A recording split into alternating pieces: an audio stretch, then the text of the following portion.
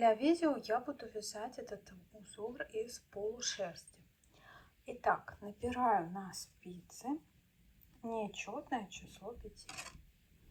Любым удобным для вас способом. У меня 11 петель на спице, я перехожу к вязанию первого установочного ряда. Первую кромочную снимаю не провязанной и дальше вяжу, чередую. 1 изнаночная, 1 лицевая, 1 изнаночная, 1 лицевая, изнаночная, лицевая, изнаночная, лицевая. Заканчивается этот ряд изнаночная и кромочную. Кромочную я вяжу лицевой. Первый установочный ряд на этом готов. В раппорт этот ряд входить не будет. Дальше перехожу к самому раппорту и уже начинаю вязать первый ряд узора. Первый ряд изнаночная сторона. Первую кромочную снимаю и дальше работаю следующим образом. Опять чередую. 1 изнаночная, следующую петлю снимаю не провязанной, нить перед работой. Опять 1 изнаночная, петлю снимаю, нить перед работой. 1 изнаночная, петлю снимаю, нить перед работой.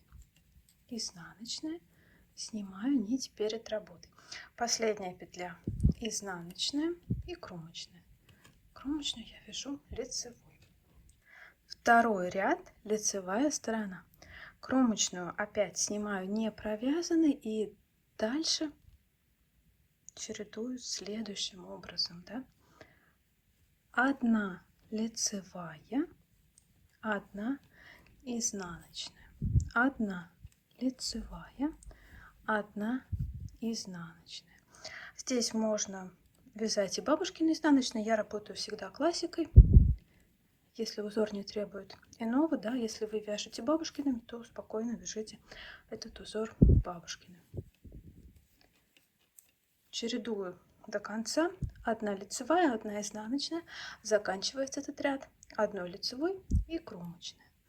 Кромочную вяжу тоже лицевой. Второй ряд на этом готов. И теперь третий ряд изнаночная сторона. Кромочную снимаю и дальше чередую следующим образом. Петлю снимаю не провязанной, нить перед работой, а затем изнаночная. Опять снимаю, изнаночная, снимаю, изнаночная, снимаю, изнаночная, снимаю и кромочная.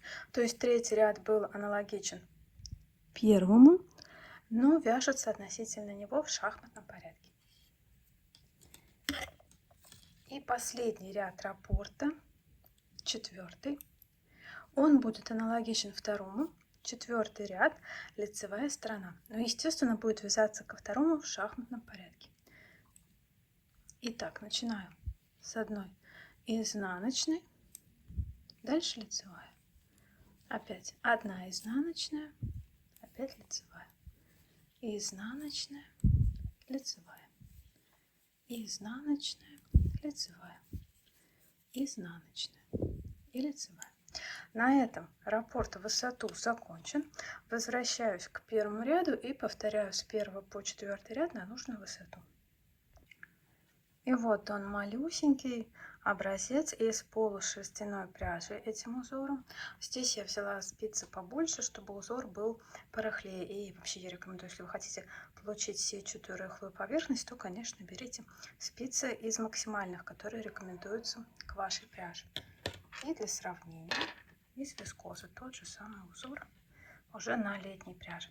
Надеюсь, что вам понравилось это видео, что оно было для вас полезным. Заранее спасибо за ваши лайки, за подписки и за то, что пишете комментарии. Спасибо за внимание. Пока-пока.